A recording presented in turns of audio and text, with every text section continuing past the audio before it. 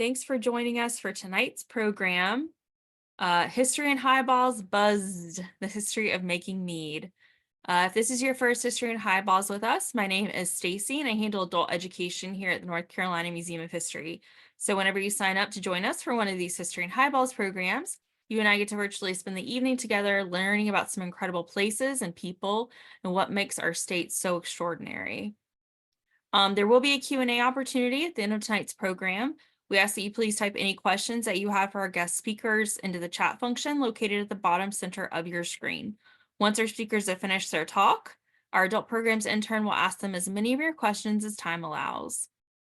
So it's my honor to introduce and welcome our speakers tonight, Nico Hogrefe. I'm sorry, you're going to have to correct me on that.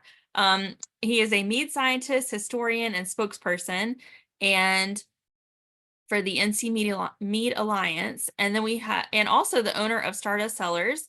And then we have Samantha Foxx Winship, who is a beekeeper, founder, and owner of Mother's Finest Family Urban Farms. So Nico, I think you're going to lead us off and give us the inside scoop about mead making. So I'm going to turn it over to you. Welcome. All right, well, thank you very much.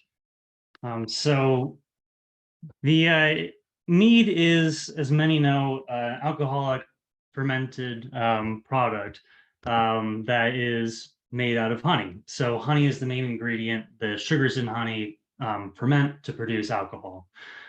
So this really is something that is ancient. This is something that has gone back since the early days when people were out hunter-gathering. So I'm going to tell you all a little bit about the history of mead from both the world perspective, ancient history. We're going to move into kind of time and place where America really picked up mead making in around the 60s and 70s. And I'm going to talk a little bit about where we are today in North Carolina and where we are in history and how we're kind of our time and place. So to go back in ancient history, scientists and archaeologists have worked really hard to uncover a lot of artifacts that have shown where mead might have been produced. We can go as far back as the artifacts that we find. However, mead actually comes from before the last artifact. Mead is something that can happen naturally. And what I mean by this is when water and honey mix, when that water activity, what we call it, increases, you end up with natural yeast that live in this honey, and they start kind of coming back to life. Their enzymes start working properly.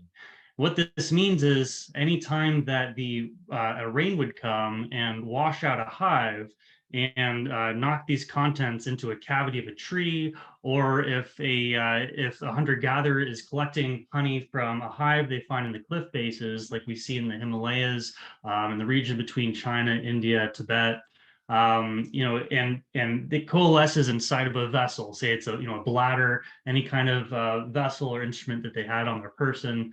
The rain would cause this water activity to increase. The enzymes start working. The yeast come to life.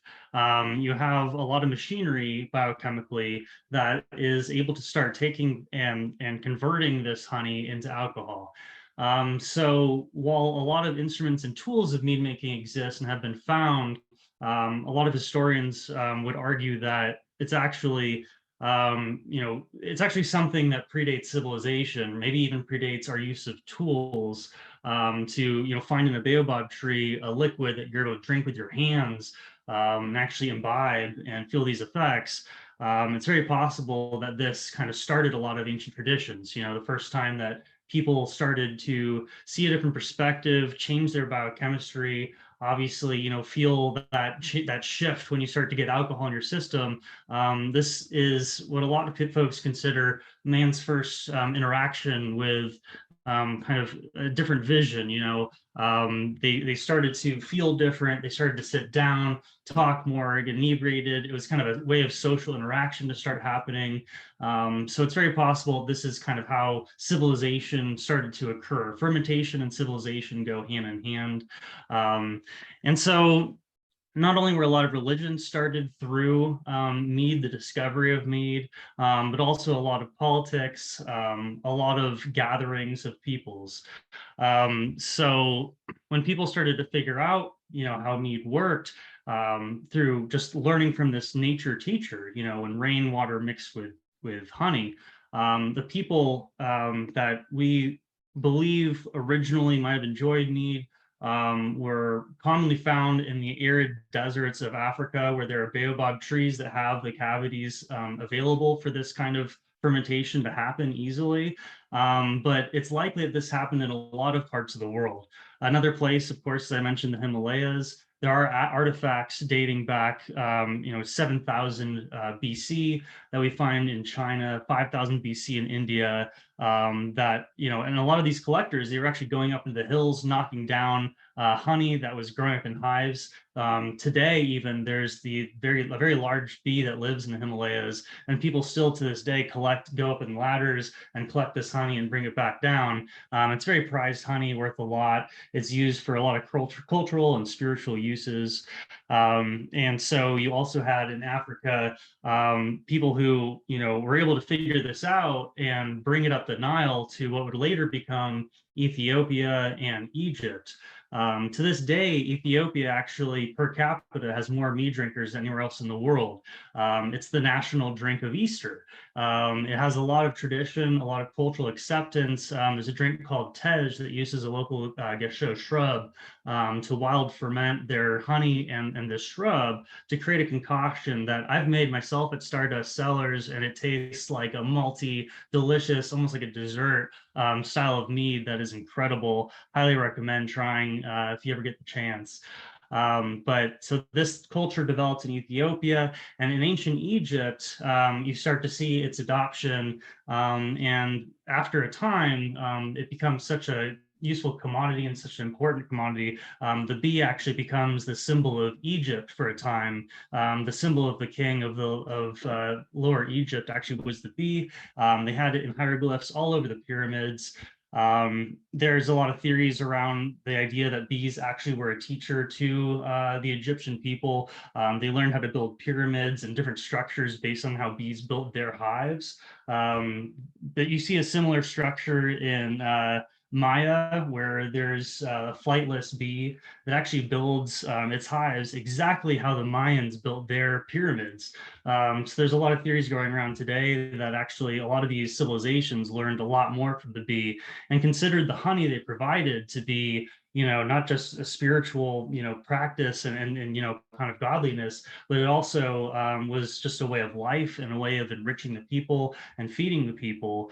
And mead was found by the pharaohs to give them powers, to give them, special views of the world and be able to shift their perspective. It was also a very expensive thing. So it was something, meant for the elites, for the royalty. So ancient Egypt really was one of the first big fanatics of mead, and they really started to popularize it. And Egypt really was the vessel to the Mediterranean. So they were interacting with places like Crete, where you find artifacts of mead today. They were, bringing it up through the Middle East and interacting through that, region.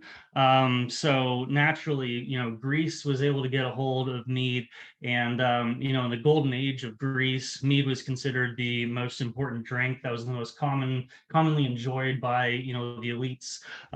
Mead was extremely common, and then it was picked up by the Romans. And in that time, mead was really mixed with what the local ingredients were. So Egypt had their own grains and their own items that they would mix in. The Greeks and the Romans started mixing in their grapes, and they produced what we call piments. And you can actually watch the style of mead change kind of region to region. And what's cool about that is historians can now see where different cultures might have interacted with different herbs and might have brought back different spices across different trade routes. And so you can actually use that in sort of an anthropological way to show the human geography and migration of people through time. And it's pretty exciting. So out in China, you start seeing meads made with rice, hawthorn fruit, grapes, and honey all combined. And in Europe, by the time it reaches Europe, really metheglins start becoming the big popular item where, herbs of different medicinal values are used in mead making. So you combine an herb and honey, and you mix that and wild ferment it and stir it together. And of course, at the time, not until Louis Pasteur did we really know what yeast was. So it's kind of it was for a long time a spiritual, cultural, it was something really done by the spiritual guides of a lot of these civilizations, and where I think that really shows, really stands out. Obviously with the pharaohs and Egyptian culture, with the Mayan culture, you see it a lot in Hindu religious cultures. There's a lot of Hindu writings that celebrate it, and of course that brings us to the Norse peoples, who had mead in almost everything they did in their spiritual actions. Every time there was a military combat, the generals would get together and discuss over mead, the plans for the battle. It was kind of a celebratory drink of victory for a lot of groups: the Celts, the Germans, all the Danish tribes. They adopted it as a symbol of heroism, and it became a part of lore. We have a lot of bard writings around the 500 year or so, that were showcasing how the Welsh were all about the metheglins. A lot of folks in that time were really involved in mead making. And it kind of went in and out of style. So we kind of, I think mead has really been, since it's so expensive and it takes a lot of work to build. Like the ancient Egyptian empire comes to mind. Like they were able to build out of the Nile mud these incredible pipes, maybe clay pipes, that they were able to kind of build in large scale. And they'd actually stack them like pyramids, interestingly enough, and they'd float them down the Nile. And when different flowers and different vegetation was in bloom, that's where they would move this raft of this pyramid of different hives. And that's how they would migrate. Just like today, how people would migrate their hives on trucks all the way to California to pick up almonds, and that kind of migration the Egyptians were doing thousands of years ago, migrating up and down the Nile to now the different climates that had different flowers in bloom.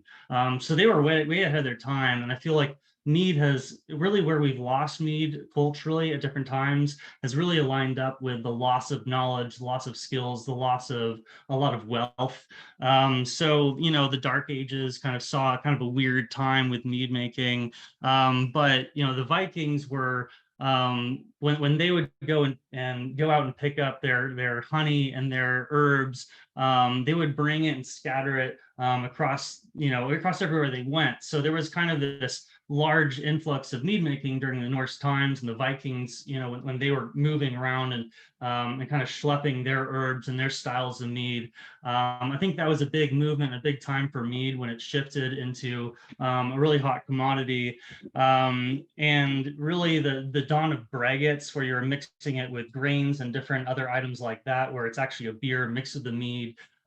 That's really a very common drink. And so it started to become more and more of a common man's drink, and not just the royalty, but really it was kind of whatever herbs you had on hand, whatever kind of, whatever honey you could get in your travels, whatever sort of extra benefits you could get from these herbs as well. That's kind of where metheglin comes from. So the whole concept of a medicinal mead.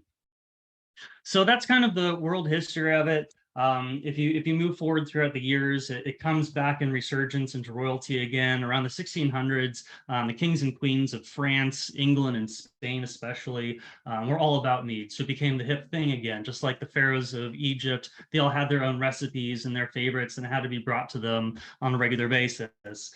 And mead sort of fell out of fashion for a long period. Obviously in America, the dawn of beer really shook things up. For a while it was cider, and then beer became another, grain is such a cheap ingredient in America. Beer quickly became mainstream because of how much more affordable it was to produce. And it wasn't really until in America about the 1960s or so, you have Chaucer's out in California start to make Ren Fair style meads, because the 1960s was kind of this influx of big festivals in America, kind of the big ticket items. People were going out to Ren Fairs, dressing up, reenactments and all this started happening. So there was a need and a demand for old kind of, styles of product that are, haven't existed in forever. So mead was something anachronistic and really, historically of interest. And so it was kind of a cult following sort of product for many years. It was not until 1978 did Chaucer's even really have competition. That was in Linganore. They produced their own mead for the Maryland Ren Fair.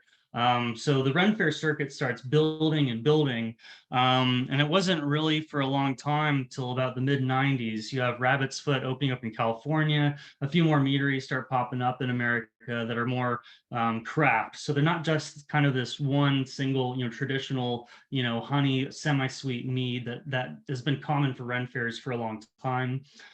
So around that time, you start seeing a divergence. So, you have your metheglins, people start producing their melomels, which are fruited meads. You get different spices, and it starts getting more creative. Beyond just your sizers and what have you, and your piments, they start getting into, what else can we do? And you start seeing, that 90s craft beer movement that happened with developing your IPAs and all these new kind of styles of beer. You start seeing the mead world sort of get into that. And that brings us into the more modern times. And here in North Carolina, our first meadery here in North Carolina was actually Fox Hill back in 2007. So it's kind of wild to put everything in perspective. We're talking about ancient Africa, ancient, Asia, the Americas, Europe, and just to think like after all of that, we're finally here in 2007 with our first meadery in North Carolina. And a lot has happened really quickly since that. So we quickly went to we got Starlight in 2010, Black Mountain in 13, Honey Girl, Alchemy in 14, Keeper's Cut in 15, and it just starts popping off. So like we didn't have a single meter each 07, and we start to get them every single year. And we've quickly gone from, a few meaderies. I think this year we've hit past 30, which is pretty incredible. And to put that in perspective, we're actually one of the fastest growing states in the country for growing meaderies. There's I think in 2020 we surpassed about 500 meaderies in the country, so we're averaging a little higher than most states. Some of the biggest states would be Michigan. They opened up in 2008 with Bee Nectar. They have Schramm's Mead, and St. Ambrose is actually one of the bigger ones too. So those all started around 2008 to 2012. So our meaderies are really not that far behind one of the biggest producers. And we have been growing quickly. So that kind of brings me around to discussing the Mead Alliance and the Mead Trail. So myself at Stardust Cellars, as well as a lot of other meaderies across the North Carolina map, and we are getting to 30 meaderies now. We've been working together more. So 10 years ago there were only a few of us. So now we've kind of got this critical mass. So what we've been doing is of course, we built a mead trail. So the North Carolina Mead Trail includes all of us on a map. If you go to ncmeadalliance.com, you'll find a map of all the meaderies in this region. And we're now close enough together that the next step in that is going to be to start working with tour agencies and to get an actual mobile service going where we can get people, traveling between them. We're hoping to start working with the state on developing. I know we've been working with NC Wine folks. We're going to try to really start legitimizing NC Mead as a whole nother trail map that's not just, doesn't just exist, but is actually actionable. So that's exciting. We're also developing a lot of bigger events. So there's more than just the NC Ren Fair these days. So we've got a lot more, Viking themed, pirate themed on the East Coast events, a lot of other Ren Fairs that we're starting to plug into, but also to create our own events that are not just about Ren Fairs, but about the mead itself. So we've actually got the Medieval Festival that we do every year, where we invite all the meaderies in the state together under one tent effectively to serve mead. And it's kind of a way to celebrate mead and talk about mead. There's mead workshops where we show folks how to make these products, and it's been fantastic. So we have larger events that we can pull off as a group. We actually meet quarterly and discuss, what our next steps are and how to bridge divides. And a large part of that is education. So, being able to talk to you all about mead and what it is, and its history is one of the big first steps getting people excited about it. So it's exciting to be here and work with you all on this. And the other side of the coin, of course, with mead making is how that's affected beekeepers and the reliance we have. And of course, the larger that this mead scene grows, the more strain and the more need and more work and more collaboration between the mead and the beekeeping worlds are. And so that brings us right along to Samantha Foxx, our other guest.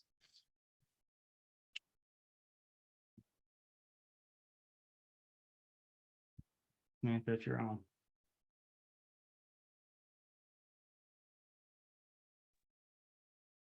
Well, that was awesome. I definitely love hearing the history about beekeeping. I'm a beekeeper. I'm in Winston-Salem, North Carolina. I'm a first generation beekeeper, which I think is really amazing to see how throughout history, beekeeping has changed. The look of beekeeping has definitely changed over the years. You see a lot more women in those beekeeping suits, and some of those practices have been going on for centuries, and there are a lot of indigenous tribes that still use honey as a means of healing. And it's so relatable because when I got into beekeeping, it was a world that I really kind of landed in, but in so many ways, it became this beautiful journey that I started sharing with people through media and working with the National Honey Board, videos and social media. And it was just an awesome experience to just see a different perspective of beekeeping straight through my eyes and through my lens and what that world was like for me. So of course I went on a big culture dive, and I wanted to really get an understanding of the role of the bee in history and how different cultures use honey as a means of trading, as a means that, like I said, that I really connected to was medicine. I'm from the eastern part of North Carolina, near Goldsboro, and I saw my grandmother using medicine that she would forage for. I mean, she knew the land like the back of her hand there, and she would take those plants. And I remember being sick, and she would make so many medicinal tinctures and medicines that healed our family. And some of those traditional things I'm still doing to this very day, and also adding honey as an aspect of that healing. So I definitely think people, bees, medicine, they just all have an as well as plants have an interconnected relationship alongside being connected to the soil. So it was just beautiful to experience that and share that part of beekeeping, and really connecting to that medicinal side of the honey and how it's been able to transform healing in so many different ways, even with curing cancer. I mean, not cancer, but people who have wounds, they're able to pack those wounds with honey and use that as a mechanism to heal those wounds. So I hope the future people are talking about more alongside the beekeeping, but more of apitherapy and ways that we can connect to bees in more of a therapeutic and in healing way, because essentially in America, it is more of a commercialized means of supplying our food chain. So meat is definitely one of the amazing things that I think that you can make from honey. Is more sustainable in terms of our economic views and how we can, work together to build smaller beekeepers or apiaries like mine. I think it just gives us a way to have more specialized and value-added products that add to the economy in a special way, because we're supporting businesses that are right in our backyards, and we can actually see the people who are behind these bee yards. That's so important. When I spend my dollar these days, those things play a huge role in what I'm purchasing. I like to go to farmers markets, of course. I actually work at farmers markets and specialized pop-ups and serve the community myself.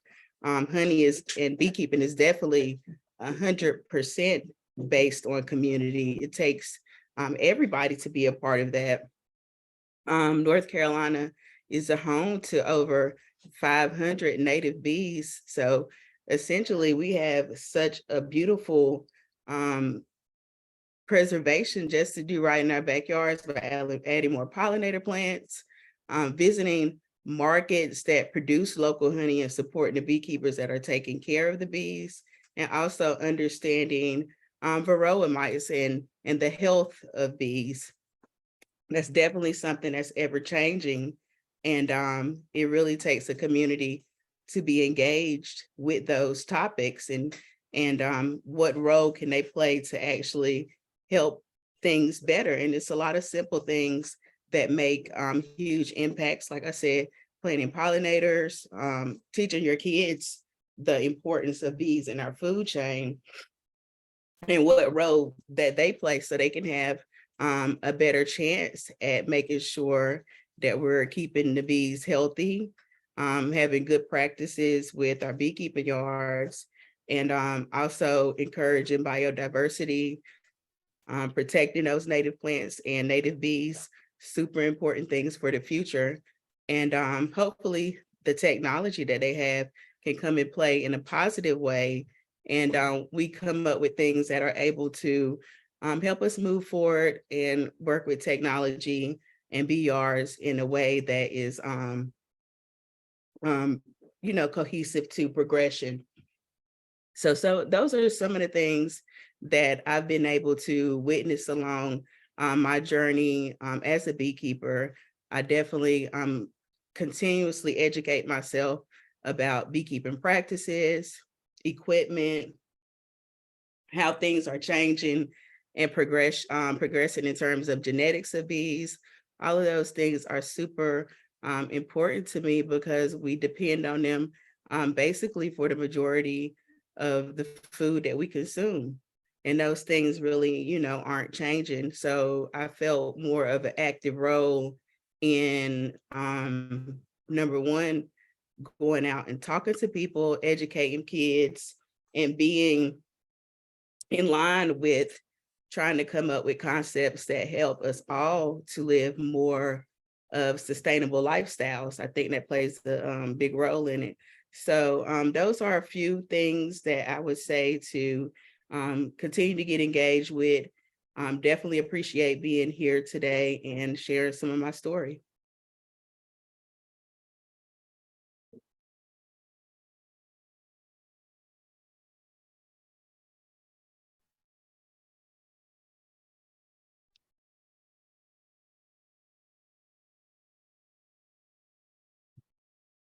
All right, so I think we're here for some Q&A then. Yeah, thank you guys so much. Patrick, do we have questions from the chat? Yeah, we have a couple questions coming in. The first question we have is, do you use different kinds of honey, like wildflower, monoculture, or early and late season to produce different kinds of mead? Yeah, absolutely. So we are constantly pulling from the local community of beekeepers. And Samantha is actually one of them. And you're kind of bound by what is available in your local region, of course. So our area in the foothills of North Carolina famously has sourwood, which is a really interesting kind of enigmatic sort of honey, and I work with that a lot. A lot of my fellow mead makers here in this part of North Carolina, we really love to work with what's unique to our area. So sourwood comes out as a really beautiful flavor that's kind of terroir, of this area. But on top of that, there's a lot of fields of buckwheat and other flavors. Of course, wildwood is a common one, and all of these are going to have different flavors to it. So when it comes into the mead world, they are absolutely going to produce different meads. And I know there's kind of the economy of scale when it comes to how much you can choose and work with different flavors. So, the largest meaderies out there are going to have to be a lot less picky about which honeys they can and cannot use. So I think as time progresses, you're going to see a lot of, massive, like larger meaderies producing meads with whatever honey is on hand, and then adding enough fruit and other things to kind of make it not too much difference between them. But I think the smaller meaderies, or meaderies who are willing to go out and produce like honey specific, like honey varietal meads, like limited release, small batch, very terroir driven, limited releases like that. I think you'll see a lot more of that. What we do at Stardust Cellars is we will ferment what is given to us, depending on the season. And certain honeys will have more characteristics that kind of fit into one camp or another. And so we kind of bucket it, and we'll mix honeys that kind of have a flavor that we want to go towards producing, our lavender mead or our cherry blood mead, or our melon or our apple pie mead, because they'll have different flavors intrinsic to those honey qualities. So it's kind of, I'd like to say that we go and search for that specific honey to use for that recipe, but it kind of feels like we're so, at the mercy of nature, that we kind of have to use what's given to us and then kind of bucket it like, well, this would make a really good honey for this, and this would make a really good honey for that, and make more of the meads that work with that style, in this part of the season, and make more meads that work with that style of honey, in this part of the season. But every meadery is going to be kind of different in that regards. Awesome, thank you. Another question we have coming in is like, explain more about the different grades or styles of mead, and how like the different tastes of the honey impact the meads, the taste of those meads.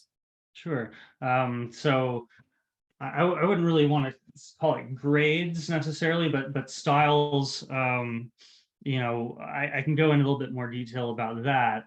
So there right now are a lot of varying meaderies with their own sort of flares, their own unique ways of producing mead. It's really not like wine, where there is a golden standard way to make Chardonnay, a golden standard way to make a, Cabernet Sauvignon. Like, this is the proper way to do this.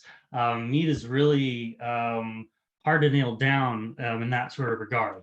Now, that said, we do have, in judging competitions, different categories that are kind of based around styles of mead making, like sizers, which are made, with apples. We have things like, spiced meads. We have metheglins, which are an herbal, you use an herb in your mead, and melomels, which are, use a fruit and your honey. And capsaicin mel, you use peppers. There's coffee mels in your coffee. So that's kind of how we've bracketed it. And it's a kind of a simple, maybe a very youthful way of talking about mead, because there is a lot more involved. There is a lot more style. When you talk more about style, I think this is something that really is more subjective, I guess, when you're talking to mead makers. But for example, a style that sets apart my techniques and my style is I'm a wildcraft mead maker. So all of my meads use spontaneous fermentation. So I'm doing open vat stirring, hand stirring, almost kind of akin to ancient, Pyrenees, France, or Belgian sort of styles of winemaking, where I'm doing kind of open vat, natural spontaneity sort of ferments. There's a lot of meaderies that are all about their specific sort of yeast they use, and that's kind of what they do. I'd say more meaderies than not, I know of, use one type of yeast, and that's like their flagship, and that's what they're known for. Whether it's Schramm's, who will run like a D47, or you're using like an EC118, or whatever kind of, there's a lot of meaderies where I could say, oh, that's the yeast they do, because that's what, how they popularize their style, and they'll often stick to that style. But aside from that, there's a lot of meaderies that will create a mead where there's waterless. So like I've done waterless meads where you're using a specific fruit that you're kind of mashing and adding honey. A meadery that's famous for that in our area is Moonjoy. They do a lot of like whole fruit. They add the honey to it, and they have to get a permit for a liquor, like what's called fortified wine license, because they're hitting 18-19% alcohol meads, because there's no water added. It's just a lot of sugar inputs. Meanwhile, there's meaderies I know, like Weirloom, they're out here cranking away at session meads. They're bright tanking, they're making a mead, they're bubbling it up just like a cider or a beer, and they're producing cans of it. And that's very different than a lot of the more aged metheglins that are kind of this more refined 750 ml bottle that you'll see from Starlight or Alchemy or so in the state, where they're producing more of this dry wine, more like a white wine in a way. Or some more refined, table wine than like a bubbly kind of craft beer sort of style. So when you ask the question of style, like that can be answered in so many ways because mead is still kind of in its youth and it hasn't really developed. Especially you'll see that in the judging panels. There's just really not a clear book of rules as to what mead should or should not taste like yet. And so we're all figuring it out as we go. Thank you. This is a question for Samantha. Do you talk to your neighbors and ask them not to use pesticides on their yard? And just what are other precautions you take, like environmentally speaking, for beekeeping? Sorry about that. Definitely, like I said, it's definitely a group effort when we, go out and educate as beekeepers and try to get people to understand how harmful pesticides are to not only the bees, but to our health. I mean, it really plays a role in, I think, a lot of people getting sick. And the American lawn has changed so much over time where it became more of this like wild free lawn that had dandelions kind of flourishing and all of these native plants flourishing. And a lot of people want to go for that more manicure look these days, and they tend to not even flinch when they think about how they're going to maintain that yard. And the weeds, they go right to Roundup or whatever it is that they choose to use, and it's so dangerous. So I'm constantly educating, definitely talking to neighbors and helping them understand. I had to do that a lot when I moved into my neighborhood and started beekeeping over here. Just trying to educate them. And a lot of people, they didn't really know. They didn't really have an understanding. So it was good to not really, judge that they didn't really have a background where somebody kind of sat down and talked to them like this is the ABCs of beekeeping.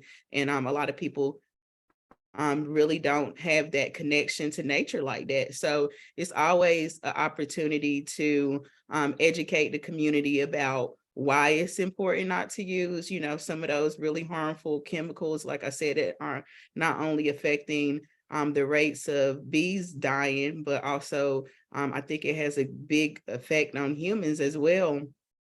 So I do a lot of, like I said, education. I take my observation hive, try to give people like a real experience and kind of up close with the bees or whatever. I work with a lot of colleges. They have their students come out and get a glimpse of what is it like for honey to be produced? What is it like on a farming aspect for their food to be produced and taken to the market? What does it really take to get that done? And I'm really happy to be able to do that, because advocating for nature is super important. Everybody in some sense should, get some of those lessons and go out and get involved in community and beekeeping and farming. Like I said, attend the farmers markets, get engaged with the process of how those farmers are bringing food to the market, how the beekeepers are, keeping up with their bees. Those type of things are super important when you're looking for local honey. Great, thank you. Another question we have is, so New Zealand has Manuka honey revered for its healing and more. So is there an equivalent in North Carolina or in the US? Actually, you know what? A lot of people here in the US or North Carolina, of course, the sourwood is pretty major deal here in the Sand Hills. They have that purple looking honey in color, and that just comes from what the bees are actually eating that turns the honey whatever color you see inside of that jar. So it is a bit of magic when you see them go to a flower. You can see all different colors of pollen inside of the hives, and it can range from oranges and blues and greens if you ever see what a pollen chart actually looks like. And then you can actually determine from that exactly what flower that bee is feeding off of. And for me, a good indication of spring is coming is when I start seeing the tulip popular trees bloom. That's happening right now in my front yard, which is really cool. And that's my big indicator, like spring is here, and being connected to each year of growing and learning that, like connection of how things bloom helps me have a good understanding of like what's really going on with nature, what's really going on with the climate, because I'm out there every day. I raise livestock. So it's a 365-day of the year job for me. Besides the beekeeping aspect, I am outside and in some capacity, dealing with the elements and seeing how things change each season from year to year. And the bees are such a good indicator. But actually, I've gone to a lot of honey judging contests. Is one is international honey show, and I've tasted honey from all over the world. It was a magnificent experience. Some of them, believe it or not, are very buttery.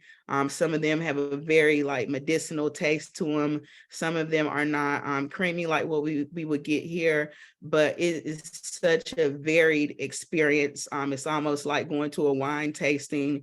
There are different notes. You might taste like chocolate or something that would be really unique and stand out. And it is like tasting essentially a piece of the culture of that place and what those bees are consuming there, what makes that honey unique and beautiful. So if you ever get a chance to visit a honey tasting experience, then or a class, even if you're really interested in taking things to the next level with your hobbyist mead making, or a recipe that you're doing, then the honey tasting classes are amazing for helping you take that to the next level, because it's definitely about using your senses to get the full experience of food. Great, thank you so much. Back to Nico is do you what the sorry what are the what sorry, I lost the question. What is the alcohol content of mead, and are there differences in the alcohol content of the various meads? Yeah, so mead is honey mixed with water. So whenever you're diluting something with water, that means the end result, the initial sugar concentration or the end alcohol concentration is variable, right? So unlike wine, where you are, it's almost a sin to add water. With mead, you have to add water, right? So if you add, say like what we do at Stardust is we actually add 1 part honey for 3 parts water. And what that does is that creates a solution that we know roughly when it ferments out, we're going to have, around our 14% alcohol target. But that's going to massively change depending on whether you're using yeast, how efficient of producers they are. So when you convert sugar to alcohol, your machinery, the enzymes you're using are going to be more or less effective depending on the strain of yeast that is actively fermenting. So there's not going to be an exact calculation, but people kind of have created, of course, rough calculations you can use, off the cuff. But on top of that, of course, you're able to, once you've created your mead, you can dilute it from there, or you can change your initial recipe to have different amount of alcohol based on adding more or less honey. On top of that, you're adding different fruit. So if you're adding, say a blackberry mash on top of your honey, you're going to end up with added sugars to that. So the fermentable sugars would be honey plus the blackberry sugars. So you add all of that up, and that becomes your end result of alcohol, right? Instead of just the honey. So your ingredients are going to affect the end result. The amount of water you add, so say you make a 14% mead, you dilute that in half and you put it in a bright tank, you bubble it up, you sell it as a session mead, you've got a lower alcohol, bubbly mead that's more light, a fun summer drink. So really alcohol is extremely variable. It really comes down to the processing and kind of the way that you want to present it. Do you want it to be a light, bubbly mead? Do you want something heavy? Do you want a fortified mead? Where you're really hitting those high ABVs. So it's really kind of like beer, where it's up to the maker as to how much the initial fermentable sugars you want to add. Thank you. All right, we got a couple questions about the aging of mead. How long do you usually ferment your mead, and does it improve the taste in any way? And have you made any meads that you've not liked? Yeah. So I've definitely made meads that I don't like, but that's, I guess, getting really experimental. I'd say there's a limit to which kind of vegetables you can actually use in mead. Fruit, pretty much any fruit makes a pretty fun mead. I've enjoyed making a durian mead before. We'll get crafty. But there's definitely a lot to that. And you'll have to remind me at the beginning of that question. Sorry. It was how long do you usually ferment your mead for, and does like what effect does that have on the taste? Yeah, so it really depends on your yeast, right? So with wild fermentation, it really depends on what the initial culture is. So if you have a lot of yeast on hand, say you're adding something with a huge yeast bloom on the flesh of fruit, and you're throwing that in, you've got really fresh honey that just came out of the hive. And you still have a very high yeast count in your honey. It's going to take off a lot faster than if something is dead. Say you've got pasteurized honey and you're just trying to get some yeast in the air to come inoculate it. That's going to take longer, of course. If you're pitching yeast, which most meaderies do, it's gonna you've got 2 to 3 weeks usually for that thing to take off. Now, if you don't have the right nutrient blend, like you're low on nitrogen, you don't have your B vitamins, some issue with the blend, you can get stuck. Fermentations could take months. I found that stirring a lot and really, getting the meat whipped up and agitated helps to speed things up. We do our spontaneous fermentation. We can actually knock it out in 3 weeks. But we're like splashing, stirring, like really getting it agitated, getting a lot of oxygen solution, macro oxidizing. And that really helps to speed things up. So if you're adding fruit and with all that, like our cherry meads that we do, we can actually ferment the whole thing down in about 2.5 weeks. If you're doing our just a traditional, it might take 4 to 6 weeks in order to really hit dryness. And then after that, you've got a time where you are racking it off or letting it age usually. So it'll kind of your initial fermented yeast will kind of do their thing, start to hibernate. A lot of them will start to crash. You usually rack off that tank a few times, just like with wine, where you're getting off of that, the gross lees, the fine lees. So that'll usually take a few more weeks. And so, the larger commercial meaderies, they're usually able to spit a mead out in about 2 to 3 months. Meanwhile, yeah, there is a benefit to aging. I found, our meads, just like most everybody's meads, they do improve with age. With wine, there's a lot more research behind it. We know tannins, there's a lot of micro-oxidation, tiny little I guess unraveling of the complex protein structure of tannin as it ages. There's a lot of chemistry that's going on in mead that's doing the same thing. So there are slow, gradual chemical changes that are occurring. Whether it's microbial, if you actually have living culture in the mead like we do, at Stardust, but a lot of meaderies will it'll be sterile, whether they're adding sulfite or sorbate or something like that. It'll halt the fermentation. And so usually at that point, it's just a chemical change, but it often softens things up, and people will report more of a smoother mouthfeel. There's a compound like fusel alcohols that are notorious for being really harsh at first with meads that have been kind of fermented a little too hot or have these kind of faults, and they'll soften over time. Some of the yeast character will kind of soften.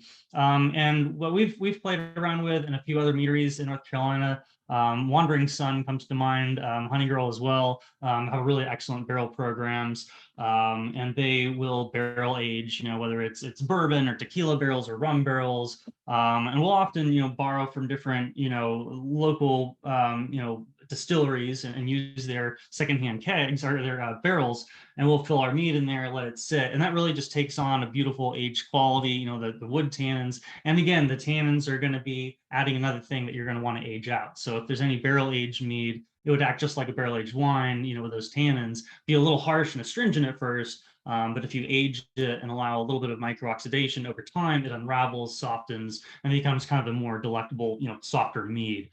So aging is usually recommended. But there are some meads that really you can drink them fresh and there's no problem. Session meads, because they're diluted more, they have a little bit less harshness, are usually great. So it kind of depends on the style. Thank you. We have a couple questions coming in about how mead is served. So is there a recommended temperature that mead should be served at? And how long is a bottle of mead good for once it's opened? Yeah, so a bottle of mead is going to be good for a time that really depends on how it was made. So it's kind of a it kind of comes down to how much yeast is in the bottle still. Like if you have some yeast in there, it's going to collect some oxygen. If you have a living fermentation in the bottle, like my meads will last 1 to 2 weeks after they've been opened because it's still collecting oxygen and still fermenting in the bottle. So any kind of like pet nat mead is going to last a while. If you have a session mead, you open it, it loses the carbonation, you're done within that day. But a lot of traditional meads that have sulfite added to them, they'll last a good week or so because that sulfite will kind of bind up the oxygen and kind of remove any of that nasties from happening. Now, a mead that does not have sulfite added but is made in a traditional way, usually I'd say 3 or 4 days that mead will last for you. And that's, let's see, and then yeah, for temperature, I would say that it really depends, just like wine, on whether you're trying to release a lot of volatiles or not. So I know a lot of folks, they're like fruit forward meads that they do. They love to really have it be a burst of fruit esters, different volatiles that are going to come out and you're going to smell them. And it's a whole experience. Meanwhile, there's some meads where, like methylglins, like herbal meads, where that herb might be a little too in your face, like a little too extreme, where you don't really want it to be too hot and you like to keep it cold. Like with our lavender mead, we like to keep it a little bit cooler. Certain meads, so just like with white wines, you want to treat them more like something you serve cold. But then on the other side of the spectrum, we're talking like a lot of folks who make apple meads, spiced meads, especially like mulled meads. Those are served hot. We actually serve those in a mug in the winter months, like our apple pie mead. That's cinnamon and apples. It's kind of an easy play for a warm, kind of like a hot toddy replacement, effectively. So mead really is variable, just like wine. Thank you. We have a question about kind of your meadery, is just more about it, and do you give any tours of your meadery? Of course, yeah. We're 7 days a week. There's folks on site. We're open to the public Wednesday through Sunday, but frankly, every day of the week, if you want a tour, just hit us up and we do tours. I'm a scientist, researcher, and an educator as well. So always feel free, folks, to reach out to me if you have any questions about mead or want to see what we do at Stardust. We're also a biodynamic vineyard, so we're one of the only, if not the only, biodynamic vineyard in the South. So we're kind of creating tests, interesting sort of experimental plots and endeavors like that. We're trying to kind of break ground. And so I like people coming out and explaining things like what biodynamic mead and wine is, and spontaneous fermentation. We're actually one of only 2 meaderies in the United States that does natural fermentation. We have somebody up in Brooklyn that also does spontaneous ferments. But since there's not a lot of us, we kind of like to be a kind of educational experience and get people out. So please, yeah, I'd love to give tours. We are open Wednesday through Sunday. Great, thank you. Another question we have is, with respect to calories, how does mead compare with beer or other types of alcohol? Sure. So, just like wine, mead can be either sweet or dry. So, a lot of the Ren Fair style meads, which are not actually historically accurate. Historically, people didn't have preservatives, so mead would have been dry. Sorry. But, a lot of the Ren Fair meads that are popular are sweet. And so these are going to be very high calorie, like any sort of dessert that's a lot of honey. It's going to be very high calorie. But that said, just like with wine, there's sweet wines, there's dry wines. A dry wine is going to be low calories, just like a dry mead is low calories. So just because it's made out of honey, when you ferment out all the sugars, you're left with something that is low calorie. Just like with wine, you ferment a sweet wine to a dry wine, it's now low calorie. It has the same amount of alcohol. Alcohol does, is caloric. But here's the cool thing about mead. In a lot of animal studies and research, and human studies, actually, there have found that honey actually has a different metabolic relationship than sugar. So honey actually has with it phenolics and flavonoids, different, of course, it has immune boosting effects. It's got antioxidants like absorbic acid, different things like that. It's got bacteria fighting, it's got catalase, it's got all sorts of fun stuff in it. The phenolics and the flavonoids are most interesting to me because these actually promote the digestion of lipids. So it actually helps to break down fats.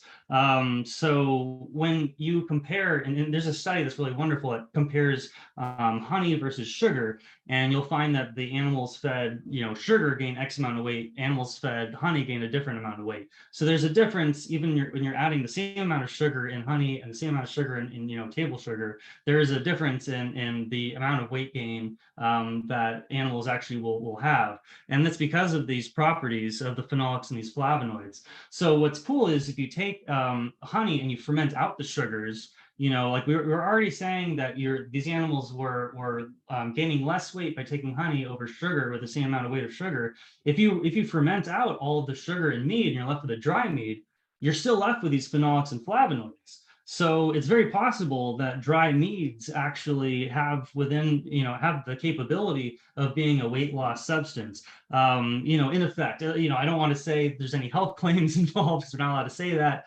But if you compare them side by side with other alcoholic beverages, you have all of the health benefits of honey without the downside of the high sugar if you're using, drinking dry meads. The style that I created, the ancestral mead line that we do, is dry and it's probiotic because it has a living culture in the bottle, from the spontaneous fermentation. This includes lactobacillus, bifidobacterium potentially, but lactobacillus has a very high alcohol tolerance. And this is the same thing that's in probiotics, same thing that's in kombucha. So these probiotics are known to synthesize a lot of B vitamins and are able to help aid in gut health and further inflammation health. So these all go and showcase that mead actually is the healthiest alcoholic beverage on the market. It's literally just sweet meads that I would say are problematic because you are getting, all the sugars in honey that are high calorie and do contribute to weight gain. But if you drink dry meads, this actually would be your answer here for something that's low calorie and has further health benefits in that field. Thank you. We have one last question is, would Beowulf recognize modern meads?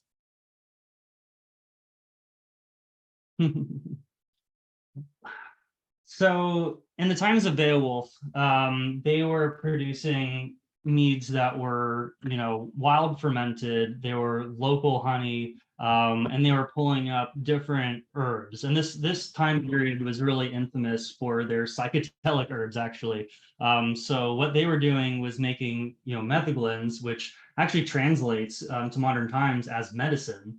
So these herbs that they were pulling up, and and it's kind of fascinating because the herbs were coming from everywhere because these people traveled a lot because of war. So the popular drinks of the time were really honey mixed with a whole slew of different herbs with different properties, whether it was healing, something like that would help heal wounds, or of course, in lore, we don't have a lot of actual fact-based, here, but Berserker Vikings supposedly were drinking, psychedelic, crazy concoctions that made them just fight like they didn't know what was real, going into battle. And these are the kinds of things that Beowulf's times really surrounded themselves with.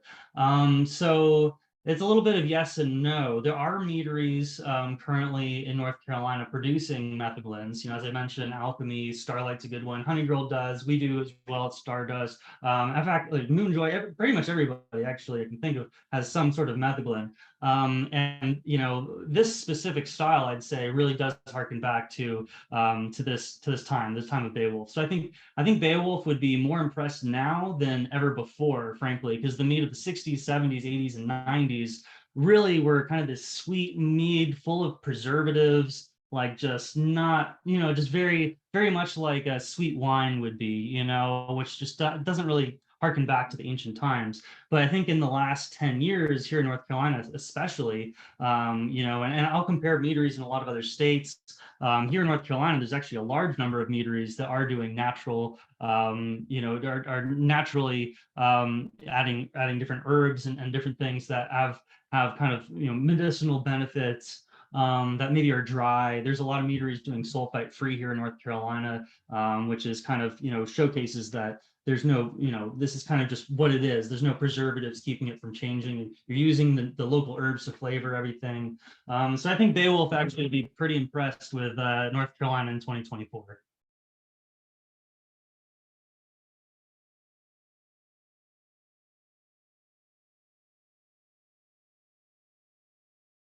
All right, you guys, thank you so much for joining us. Thank you, Samantha and Nico, for taking time to share the incredible work that you guys are both doing and for being with us this evening. This was awesome. I learned so much, and from the chat, everybody else did too. So we are so grateful for your time.